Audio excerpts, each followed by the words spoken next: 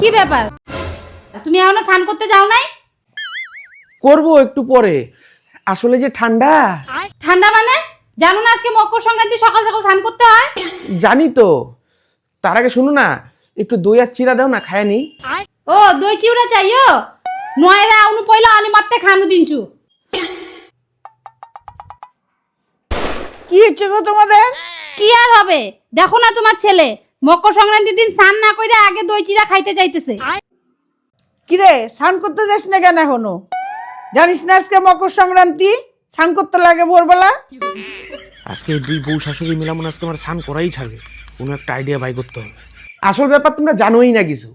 আসলে এই মকর সংক্রান্তিতে যারা স্নান করে না, তাদের হয় বর কালো হয়, নালে বউ কালো হয়। হ্যাঁ। ও আচ্ছা, অইলে বুঝে মাইলে।